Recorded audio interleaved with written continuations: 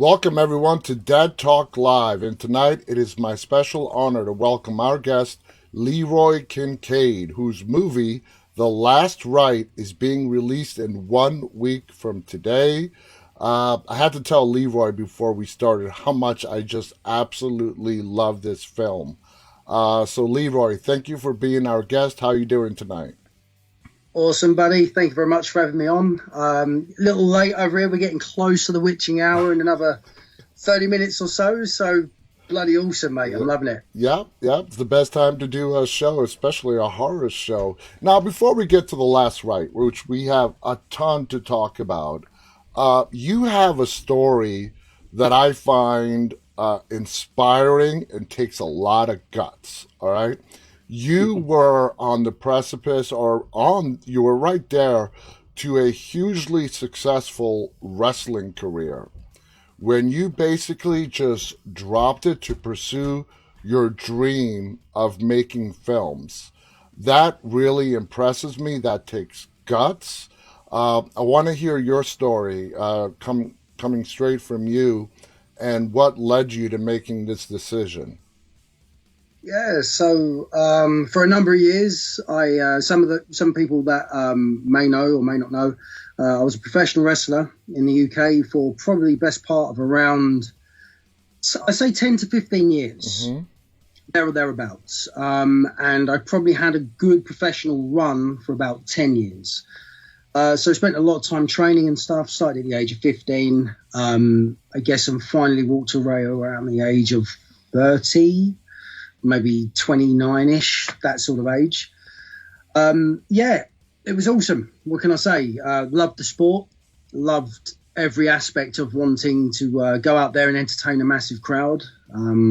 So I worked from like little independent shows from, I guess, the size of like, I think my first show was around 12 to 20 people max, wasn't a lot. Okay. And then, had a massive show where I had a huge opportunity with the WWE. I had a tryout and a wrestling match with a guy called Vladimir Kozlov in front of like 18 to 20,000 people.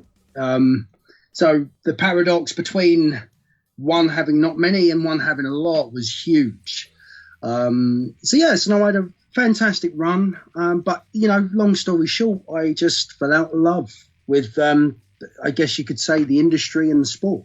Now, was filmmaking your true passion from a very young age, or films in general? No. I wish I could give you the old Spielberg answer and say, when I was a kid, I had my 8mm or 16mm. None of that. I come from a very modest background. I wasn't really brought up around the love and art of filmmaking. So I just naturally had a love for horror, though, weirdly. My first memory of ever watching a horror film was probably around the age of 5 or 6, where I watched The Thing. So there's the element where the guy is on the bench, he's about to have the shock on his chest, and his head falls off, and it turns into a spider legs thing, like very gruesome Awesome thing movie. to see at the age. Classic. Fabulous. Absolutely fabulous. So I see that at a very young age, and I guess you could say some of that influenced, I guess, some of my style, because I was never really like told, oh, don't watch that, that's for adults. I was pretty much allowed to watch whatever I want, which was bloody awesome. Same So I got here. to see all the Yeah, horror films. yeah, Yeah. I totally understand. Yeah. So Me too. For me, my brother, who's 9 years older, was my influence in horror. And I, like you, watched my first horror film at 5. My first horror film was the original Halloween. So I'm right there with you. I totally understand.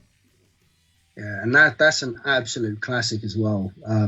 I think the thing with for me, I got a bit of I should say an old love story with horror films. I love films that sort of end up from the late 70s into the 80s, some of the 90s stuff, but there was just a golden era in, I think, cinema between the 80s. I don't know what it was.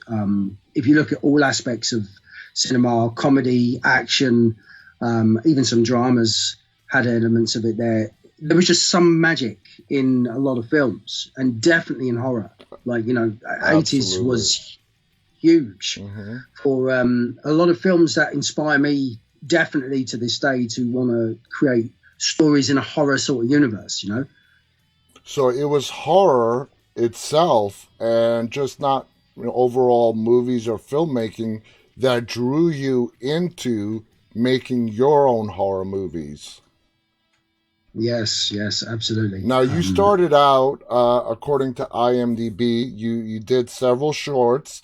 Now, The Last Rite is your first full feature length film. So, Yeah. doing all those shorts, do you feel like it gave you the proper experience to do The Last Rite? I'd want to say yeah, but no. Making a feature film is a huge undertaking of work that, you know, not a lot of people tend to talk about, not necessarily knowing what to do. It's like, can you keep up the persistent attitude to keep on going over 1 year, 2 years, 3 years that we started The Last Rite? So I started penning down the idea in 2018. Moving through to now, it's like now the film is just about to come out. You know, it's a lot of an attitude more than it is just having a skill set. You know, skill set helps, but you know, it's a combination of things. So a short film, you know, you can go on and do in like 2 or 3 days, get to the edit. You can edit it in, you know, a moderate amount of a couple of weeks, you know, whereas this is entirely different, you know, because I had to do even like, for example, where it's so independent, you know, a lot of everything was in-house. So I had to do a lot of the editing I did, you know, cinematography I did, the writing I did, directing I did, you know, the usual story for most people starting out.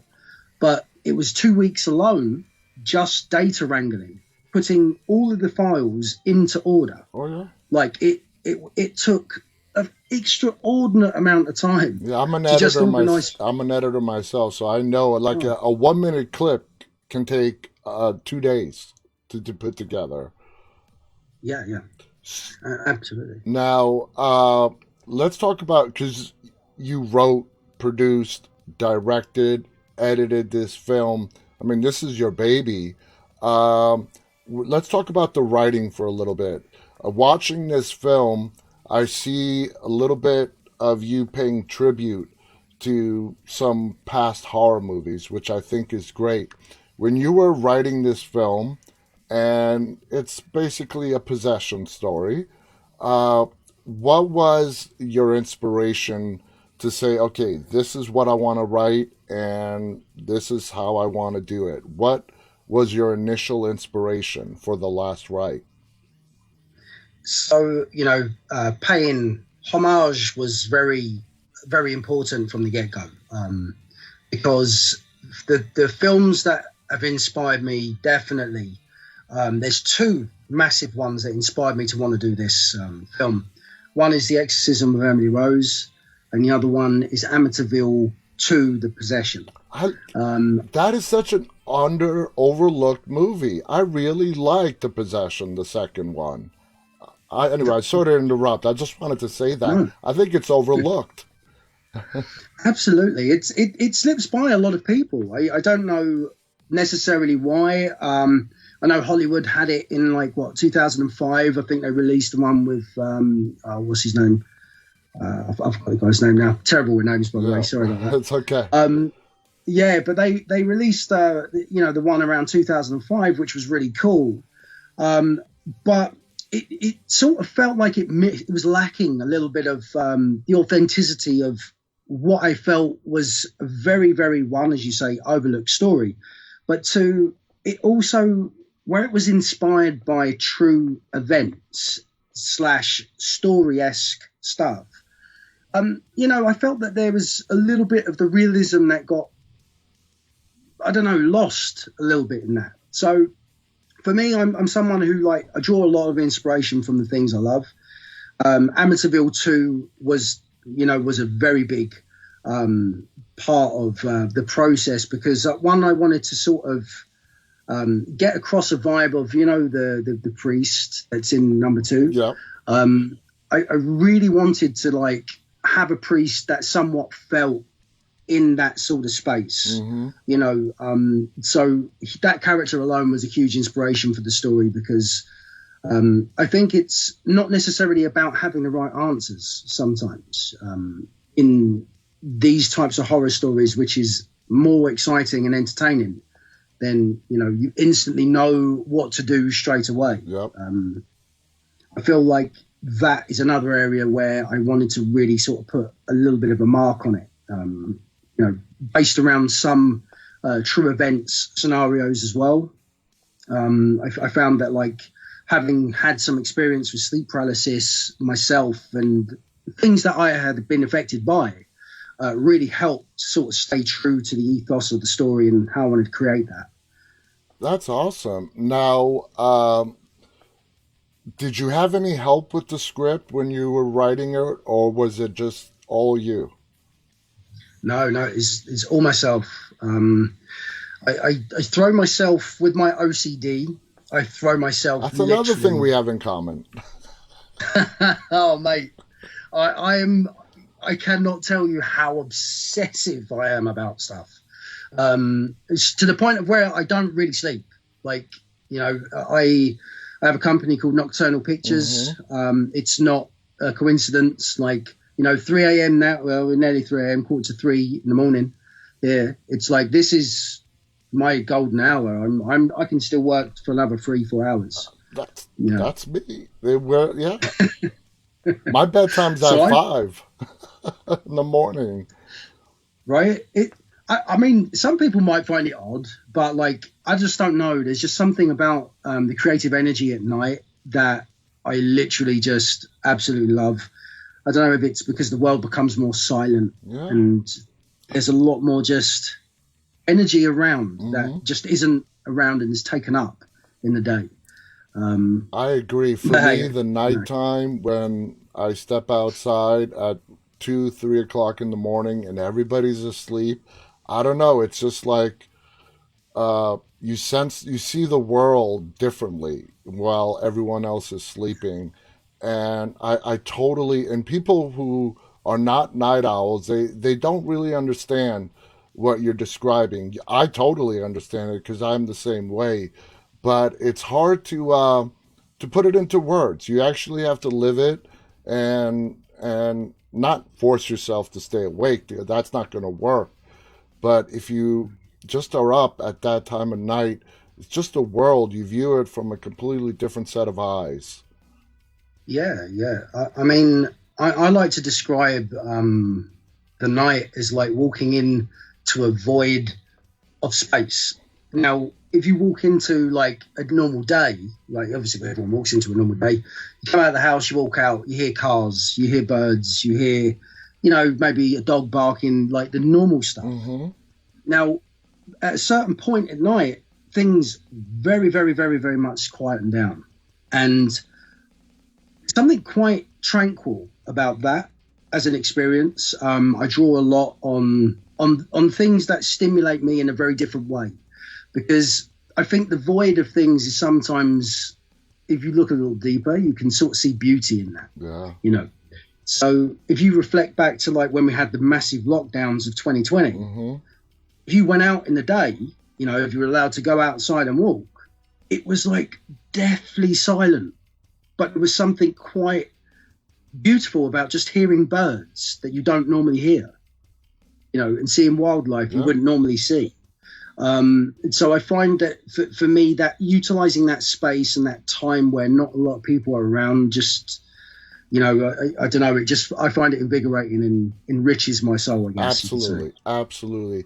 Now, you mentioned that it was years. So how long exactly was it from the time you started writing the script till you were done with post-production?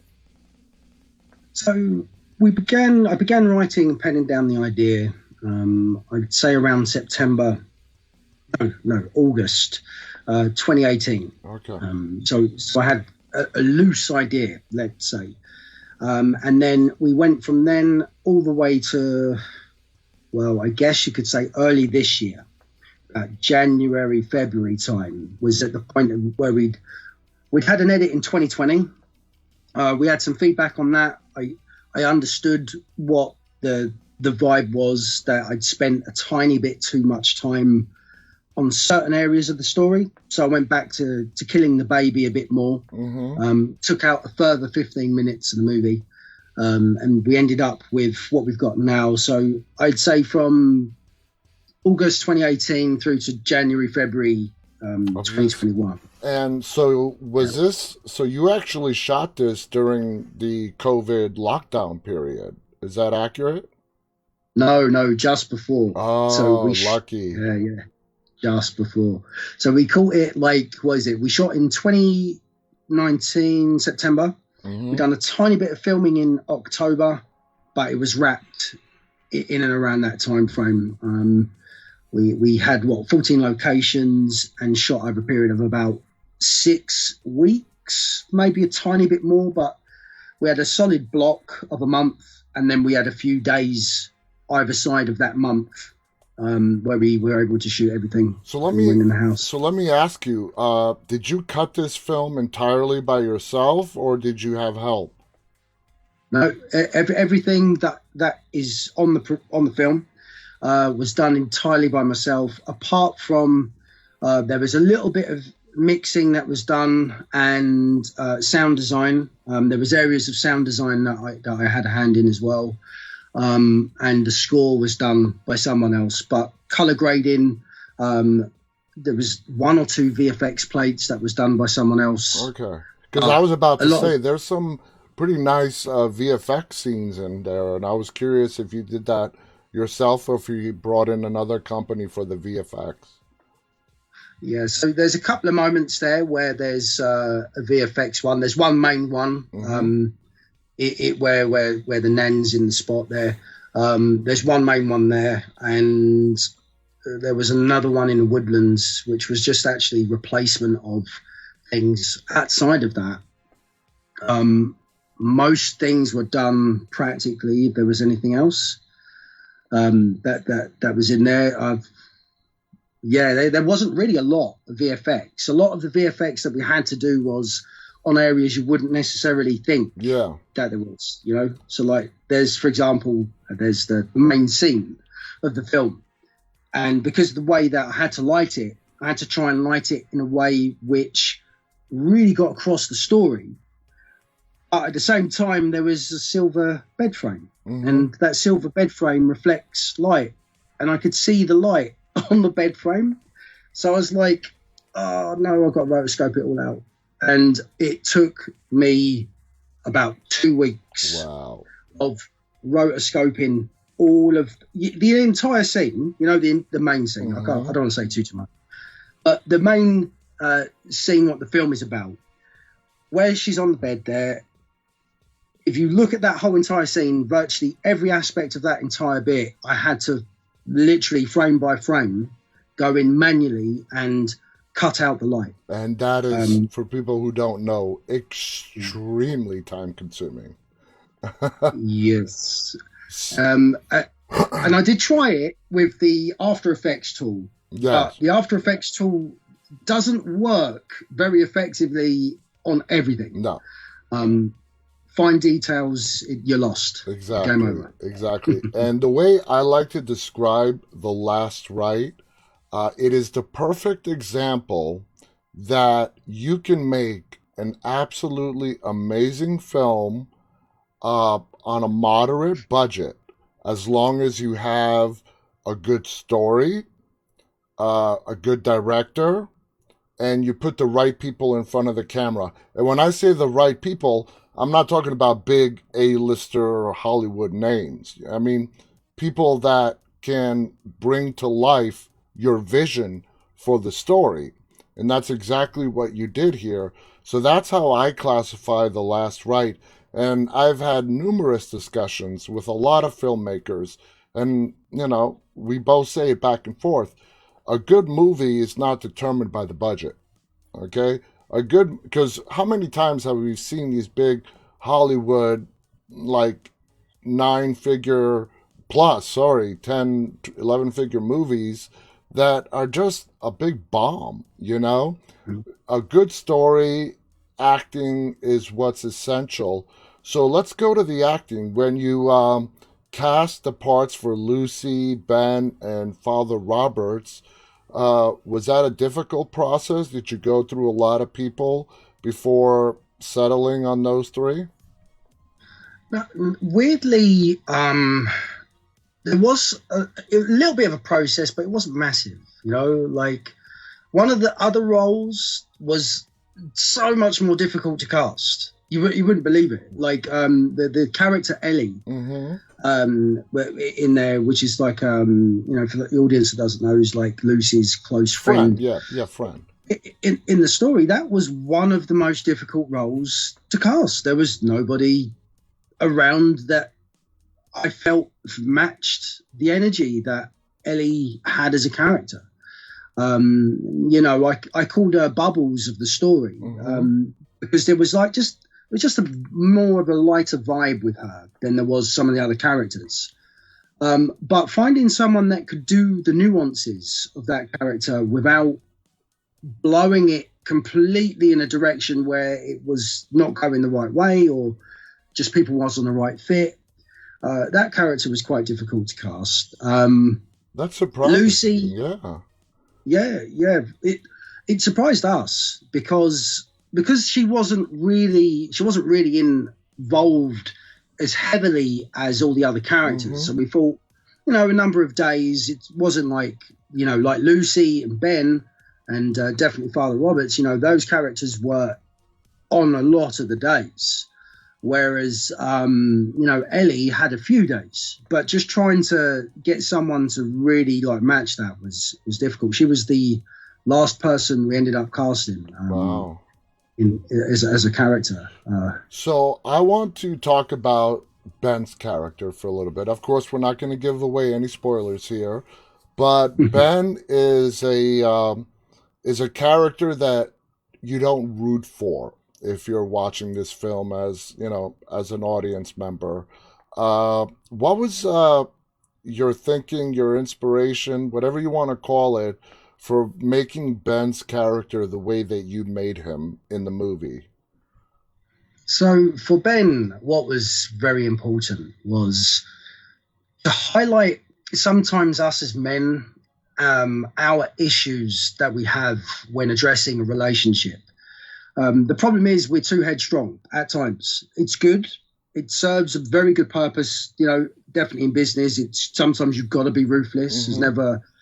never easy time to make a tough decision, but also sometimes we can be our own worst enemies. You know, Absolutely. we need sometimes a feminine touch to help ground us a bit and give us Mm-hmm. a little bit of light. You know, it's not just about brawn and being strong. It's sometimes about like, you know, knowing how to accept the embrace. So for me, that character was where he come from. He's a very busy guy in his life. He has a goal. He wants to achieve good things. You know, likes, you know, things in life. You know, it's like he's just a well-to-do guy that's not overly flamboyant, Yeah, and but he's if you can't see it, it's not there. It doesn't exist. The type of character. yeah, yeah. Black's black, white's white. Yeah. Simple as that. He's got his day. He likes his day. He don't rock his day. That's pretty much where he is. There were some elements of the character, unfortunately, we had to strip back out of the telling of the story.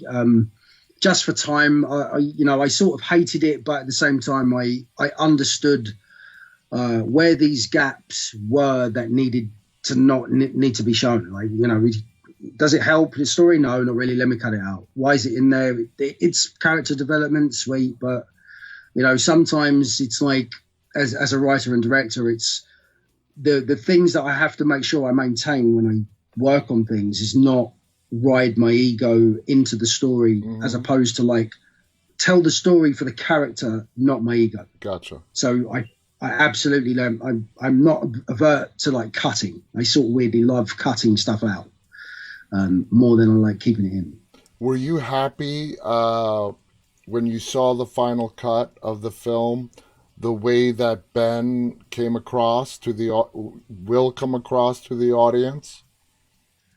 Um, I would say there's just little moments that made the side of his nature a little bit harder than I wanted, if I'll be honest. I'll be honest about that. But the sacrifice was that if I try to get across a balanced aspect of it, one of the issues with that was I couldn't just add a moment because the moment needed the next moment that made sense to the previous moment, which meant rather than it being like, the time, the running time that it is, I would have had to add probably about an additional 7+ minutes back into the film. And sometimes those things can hurt the movie more than keep the movie strong, because you're trying to highlight an area of a character rather than keeping your audience engaged to the point of where it's at a point where you don't lose the audience. But I feel if it was any longer in some of those areas, we just don't need to be listening to everything. So let's move the story forward. So I made this decision to do that. Now, the actor who plays Ben, Johnny Fleming, when you casted him and he read the script, did you have to work with him? Did he have questions as to why Ben is the way he is that you had to explain to him? Yeah. So he was like, he's like, oh, he's very, very tough. I'm like, yeah. I'm like, this is his nature, though. I'm like, there's a reason why the slug line reads Ben's house and not house. Yeah. There's a reason why things start with Ben, on the landing and stuff like that. It's like all of these paintings that are in the house that were originally created by a local artist, by the way, which is really awesome. Like we had a local artist, sorry to segue, and he was like so eager to get on the project. He literally painted all these original paintings, about like 20 different paintings for the house to create the look. So it made it even a little bit more authentic that the paintings that were on the wall were actually real authentic paintings. So I sort of said to Johnny, I was like, well, you've got to think of this character as he's a guy who knows what he wants and he gets what he wants. So people that tend to be like that tend to just be like that. Like there's no champagne and parties unless it's on their terms, how they want it, when they want it, Yes. So for me, it was very important for the dynamic of their relationship that in his brute mentality and strength, that Lucy actually, even though vulnerable, she also added a vibe of strength to him and in a way that he didn't realize. And at the point when he realized it, it's too late. It is, yeah.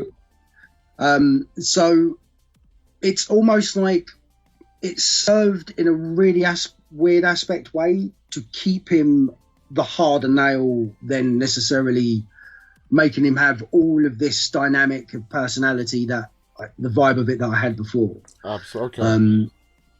So like in a way for me with Ben, I feel absolutely like thankful that we got Johnny because I feel like he was the right fit for the role. He absolutely done an excellent job on bringing the vibe of the character that I saw to life. Yeah.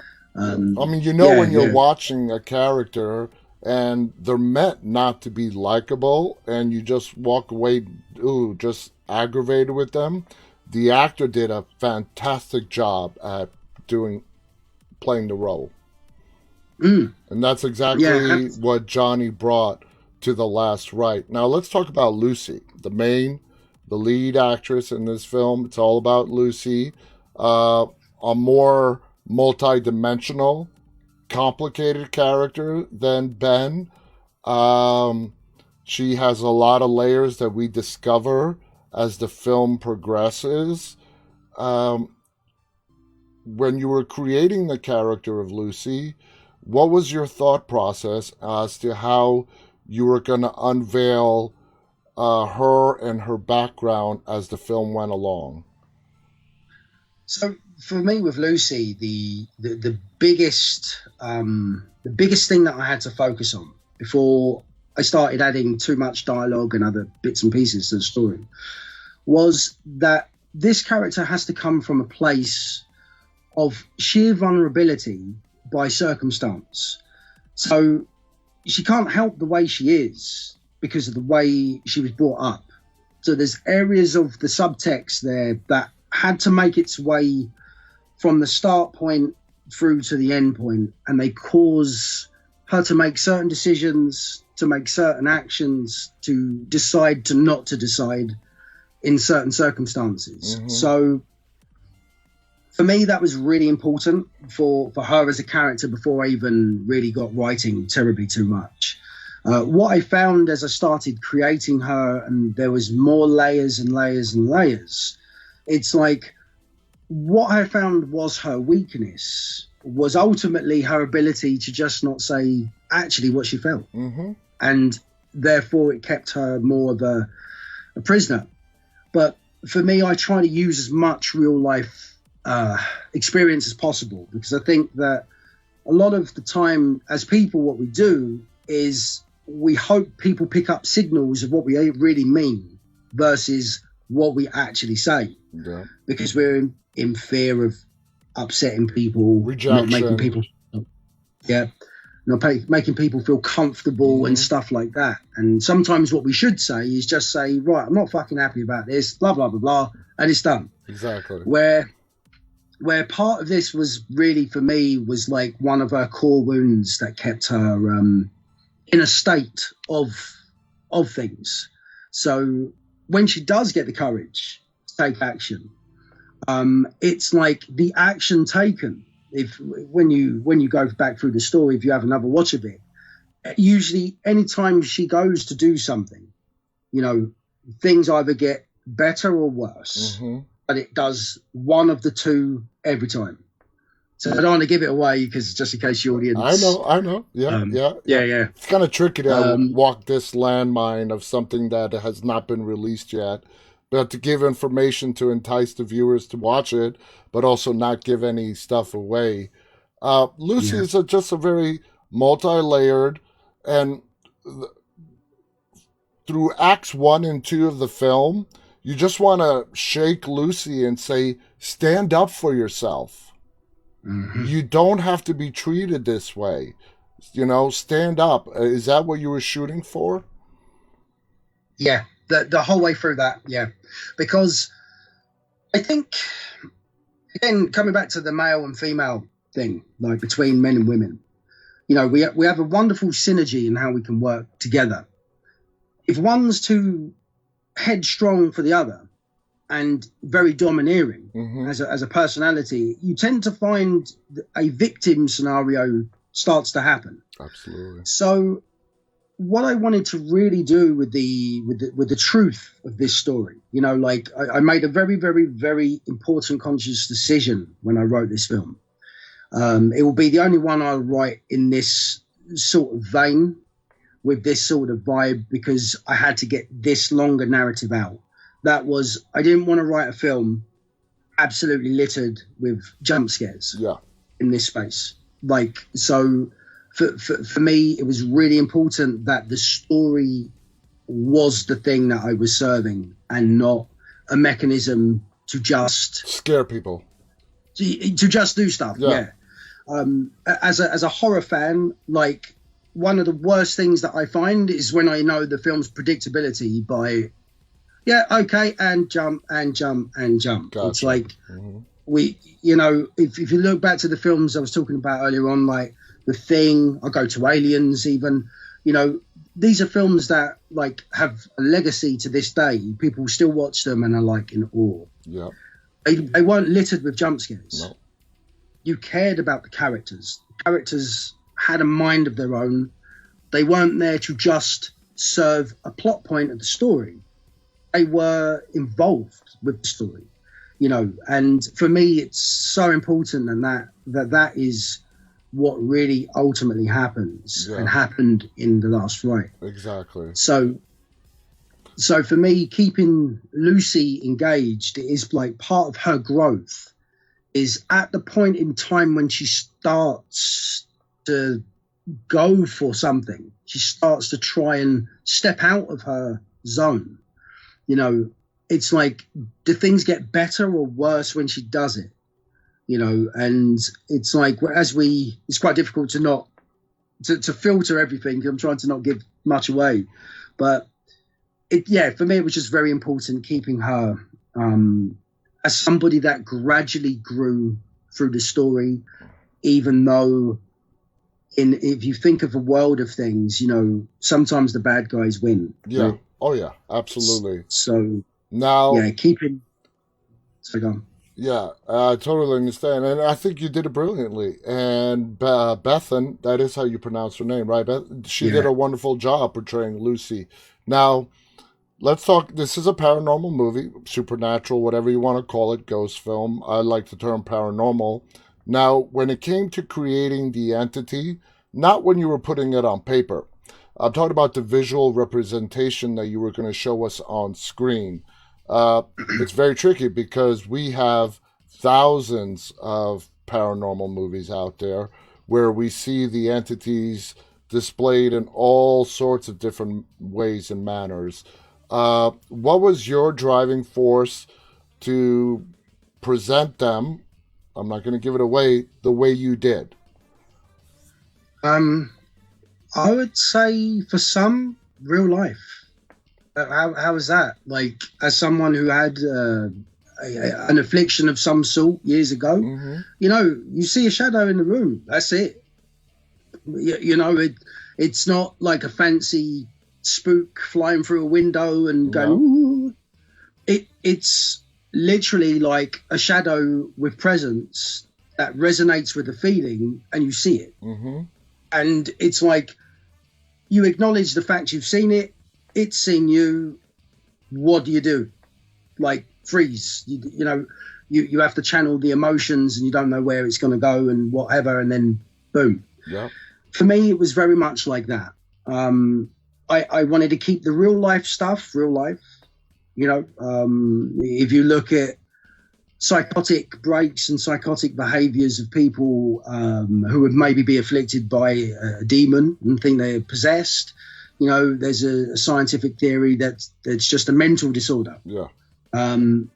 You know, maybe it could be the case, but then there are probably going to be a few cases out there out of hundreds that may be a little bit more to it than just someone having a mental breakdown. Absolutely. So for that person, it's very real in their world. So that I really wanted to highlight in the story. For the shadow figures and entity, let's say, like, that was really important. That wasn't CG. That was all what you see is what you see. And I was trying to not, you know, we didn't have the budget to like be fancy. We didn't have the budget to. But do that, like so. you said, the way you did it, it was much more realistic. I mean, we've seen movies where demonic entities are displayed with horns and goat's feet, hooves, and long fingernails. But the way that you presented it to us in the last Rite is more authentic, more real, where it is just a shadow. And a shadow can be anything. You don't know what that shadow is, what it represents, what its motivations are. Yeah. And I love the fact that the entity in this film is, I don't want to give anything away, but is attached to a person rather than a place. What do you, I mean, what do you feel about that? Yeah. Well, you know, this is such a beautiful subject. I know it's kind of tricky to talk about it. It's great. So, like, probably some people go, "As he knows quite so much about this sort of stuff." Well, years ago, I used to do paranormal investigation. Years ago, about 2010, I was heavily into paranormal investigation. Weirdly, used to go to locations, look for all sorts of stuff, and I used to talk to people about demonic affliction and affection on people. And weirdly, you find sometimes you get spiritual attachment which is more to do with the individual than it is to do with a house or a land or whatever. So some people naturally through their life, I would be one, are more empaths, so they can channel energy. Some have maybe clairvoyance, some can see things, but others have the ability to feel more, and not feeling from an emotional state, but connecting to people with on a feeling-based energy. Yeah. So those types of people are very much like think of them like a bright light in a very dark tunnel.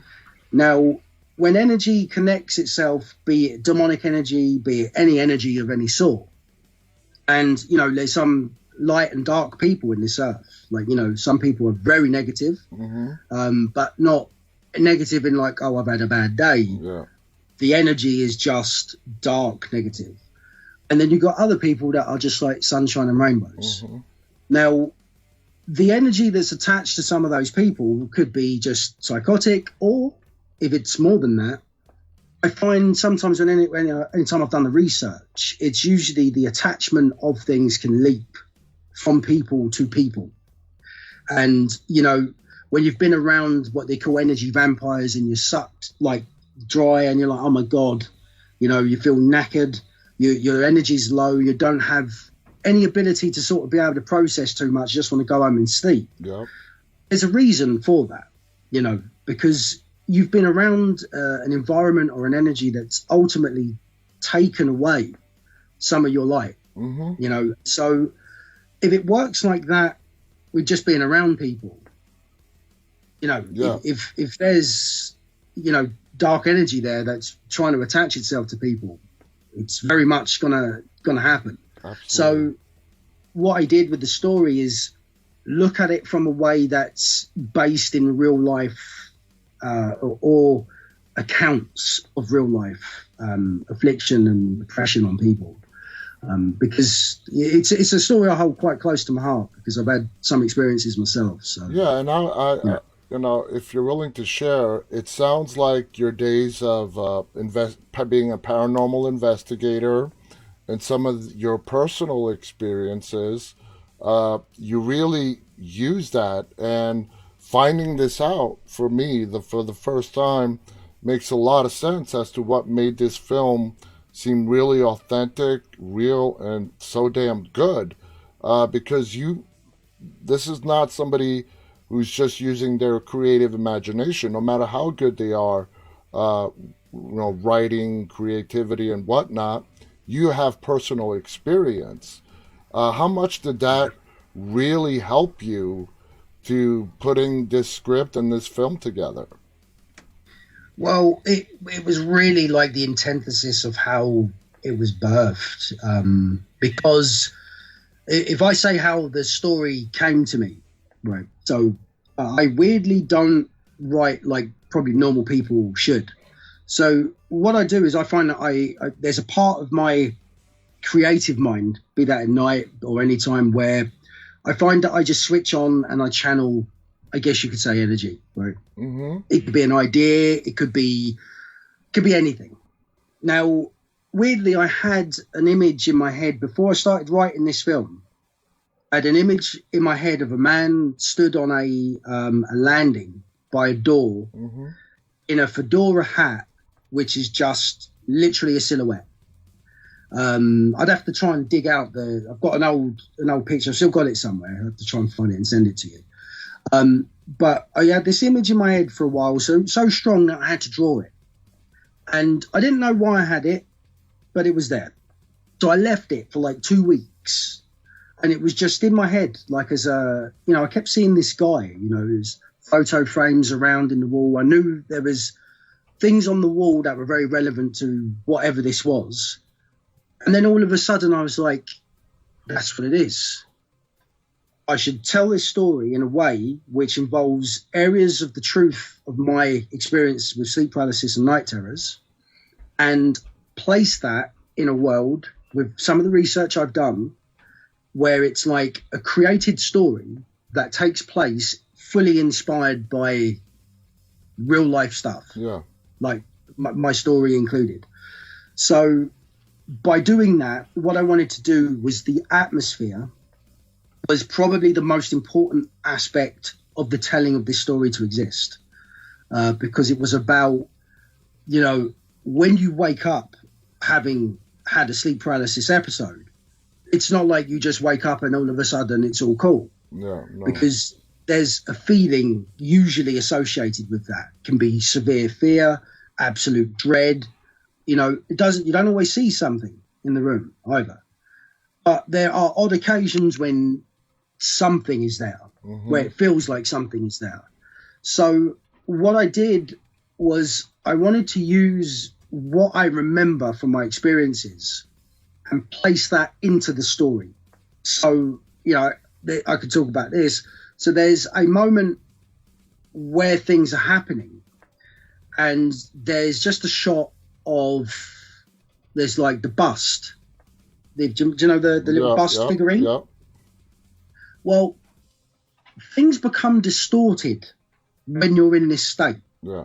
Weirdly, like things feel a lot more menacing. So the atmosphere is already tense. So what I do is I try to use the space, the void of space, the aloneness, vulnerability in that time. Even though it's only short in the film, I use it to the best of my ability from my experience to just put as much as I can into the film. Wow. To keep it authentic. That's amazing. So that's what That's amazing. I got to ask you for your opinion on something. Now, sleep paralysis is a medically recognized disorder, for lack of a better term. Now, a lot of people, almost every sleep paralysis story that people tell, they tell it like what you just described. There's something there with them, something really negative. Do you believe the medical explanation, your mind is awake but your body's asleep, which is sort of the medical definition of sleep paralysis? Or do you believe there's more of a paranormal element to it that's just not describable? Yeah, it's probably a combination of both. I would say scientifically that for me, science is always proving and disproving itself. Like there's a science study that proves that apparently consciousness exists outside of the brain. So people with like flatline brain dead, on the anagram or whatever it is, where they look for brain waves, basically people have come back from the dead and had a correlation of recognition of all sorts of stuff that they shouldn't have had. Out of body experiences, Yeah, because there was zero activity in the brain. So it's like, well, if that can be said for that, then when people wake up in this heightened state, when you look at like people that take DMT and do the ayahuasca trips, what are they unlocking potentially that we may not be able to see because of conditioning and programming of the mind? So when we look at like a sleep paralysis episode, there's a few things you've got to sort of look at. Like, firstly, is not to just jump to the first conclusion that, oh my God, there's something in the room and it's going to attack me. Yeah. But then it's really about, I would say, the end of how the result comes from that. So is it something that happens once, or is it something that continues to happen? If it continues to happen, what are the conditions that it happens under? Is it like in a new place? So for example, if every time you stayed around somebody's house that's unfamiliar territory to you and you had it, it could be very possible that it could be an anxiety or a fear of staying in a new space. It could be. Yeah. But if it's not the case and it's just random, there has to come a point where we've got to not try and look at things purely on a scientific base. Because if you look at describe what love is, like people can't describe love. People go above and beyond for love. Yeah. It's a feeling, right? Yeah. But we can't really quantify it, even though people do mad stuff for it. Like think of it like this. I made a film for 3 years in the last Rite. Didn't get paid a single penny for 3 years.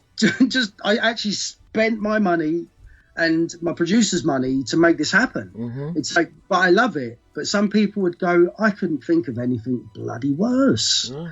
So if we look at like the human condition of love and the emotional states of who we are and how we are, when any time someone has an episode of sleep paralysis, I think you just have to analyze it and not look at it like it is definitely something, but also at the same time, don't just rule it out like it's not something, because everybody's experience, some are similar and then some are very different. Absolutely. Don't write it off as, oh, sleep, okay, Yeah. that's it, you're done, it's just this, forget about it. Or, try to get it out of your mind. That's discounting whoever it is, because like you said, it could be one out of 200 or 300, where if you actually sit as a medical professional and listen to their story and really listen to what they're saying, you might see that there's something that is just not quite right there. Yeah. I mean, like with my particular story, it's somewhat different to most. Like when I knew that I was having this episode, I actually had gone for a good part of my life without knowing I'd had it. So It wasn't like, oh, I remember having this all the time, blah, blah, blah, blah, blah. It was actually a suppressed memory for me. Wow. It was deeply suppressed. And I went from, so this happened a lot as a child. So there was things that, I guess I was doing as a child that was just different, like Cole in The Sixth Sense, mm-hmm. where he had like a little church where he used to go in. Mm-hmm. Well, I used to never like to be able to see. Like I used to like my eyes covered. So for a long time, I'd have things covering my face, things covering my head, because I just didn't like to see. Yeah. Now, it's just a quirk as a child, whatever. Yeah. I grew up, went teenage years and all of that. And I was watching a documentary called The Entity. Not the film The Entity, mm-hmm. but a documentary based on accounts of people who had sleep paralysis, night terrors. So I'm watching this documentary. So I'm the age of like 19 at this point. So, gone through secondary school, gone through my life and just, doing bits, whatever. And something hit me when I was watching this documentary, right? So like walking into a candy store or an old bakery or something, and you buy an old donut or you buy something specific that you would have had as a child and you eat it. The smell unlocks a memory that you remember. All of a sudden you're with your grandparents, you're around a table, you're here, you're there in your mind, because you're like, damn, I remember that. Yeah. And I haven't had this for so long, I can remember everything about it. Yeah. Well, this happened when I watched this documentary, right?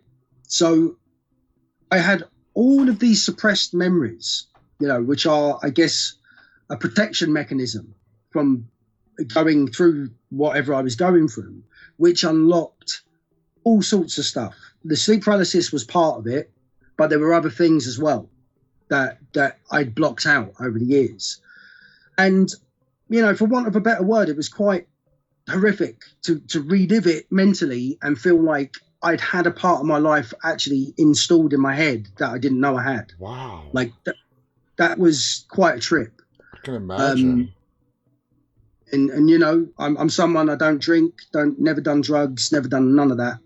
And at that point in my life, I was really like shook by it, because I didn't know how to articulate all of these new memories that I had. Like it was like a brain dump of experience. And it all just got unlocked at once. All at once. Wow. Wow, that is a fascinating story. We're out of time. Moving, I want to ask you one more question. I feel like we could go on talking for hours. Moving forward in your filmmaking career, because you have so much experience in the paranormal field, I assume you want to pursue and continue making horror movies in the paranormal subgenre. Is that accurate? Uh, would I make more in the subgenre? Yeah, I'd make more for sure. It's not my next projects that I've wrote. So I've got two other feature scripts that I wrote. One was wrote before the last Rite, and one I've not long finished. One's like Aliens meets 28 Days Later. It's in Okay. that sort of space. The other one is Strangers meets I Spit on Your Grave. It's in that sort of space. Nice. Um, no longer paranormal, but I love this subject. So Me too. for me, I would definitely do another paranormal film, one that I feel I could serve for sure. But And at your core, you're a hardcore horror fan, and yeah, that's what motivates you. That's what fires you up, and that's a passion, and that's a beautiful passion because, as we all know, horror fans are very loyal. They're the best mhm. fans in the world. I have no doubt in my mind that The Last Rite is going to be a huge success. And to take it even a step further, I would definitely put it in the top 5 or 10 of the best horror movies of 2021. Oh man, thank you very I'm not much. just saying That's that. really If appreciate you it. watch all my, I don't say that, and I'm saying that The Last Rite, and for me, I would definitely put it either in the top 5 or top 10. And you did a brilliant job, guys. The movie's coming out a week from today. Please, Leroy, let our audience know where they can watch it 1 week from today. So, as far as I'm aware, 1 week from today, it's going to be on most of the main video on demand platforms out in the States. You guys have some different things there that we don't have necessarily here in the UK. So, our UK fans are not going to be able to see it, but you guys out there will be able to watch it. I believe it's on iTunes, So it'll be currently on like pre on order. Amazon, Vudu, iTunes, all of them. Yeah. People can rent, buy it. I recommend it, guys. You are not going to be disappointed. This movie is great. It has a great blend of some of the normal stuff that we've seen in paranormal tropes, but it blended in nicely with some stuff you've never seen before, all put together with a great story. Leroy, you did a fantastic job on your first feature film. Uh, I wish you all the success. I think this film is going to be hugely successful. And in today's world, as we know, it's all by word of mouth, really. You got your marketing, you got your advertising, but ultimately, it's one horror fan talking to their friend horror fan, and the word will spread. And you did a great job. Thank you so much for coming on our show and sharing all these great stories with us. Are there any final thoughts you want to share before we go? Yeah, I just one for anybody who's interested in part of the story I was sharing on my episodes with sleep paralysis and all that. If you go to Nocturnal Pictures YouTube channel, on there, so Nocturnal Pictures is the company that It's your we production made the company. last. Yeah, we made the last Right with. It's my production company. There's like a little piece on there, about 10 minutes, where when we first started the project, I talk about in detail about what I saw in my episodes of my night terrors and stuff. I'm going to So if check it people are out. interested, they can check out some of that. I'm going to check it But out. yeah, check it out. Have you seen it? No, I haven't Did seen you it see yet. it? I don't know. No, I'm going to go Oh, check it right. out after our show tonight. And that's Yeah, on your man. YouTube channel, which is called Nocturnal Pictures. Yeah, Nocturnal Pictures on YouTube. If you just type that in, you'll It'll you'll pop up. you'll find it through that. And the other thing is like I just leave everyone with is like my ethos in my work works on the basis of light loses its relevance without darkness. We cannot have good without evil and evil without good. Absolutely. So what I want to do in the horror space is ultimately create something that's very memorable. Absolutely. And you did that with The Last Ride, and I'm looking forward to the stuff you're going to create beyond The Last Ride because you're a great director, you're a great writer, and I'm just really looking forward to seeing what else you're going to bring us in the years to come. Thank you so much, Leroy, for being our guest. Thank you to all our fans who tuned in for this incredible interview. Have a great weekend. Until next time, on behalf of Leroy Kincaide and myself, stay safe and remember, always stay walking. Good night, everybody. Yes. Yep.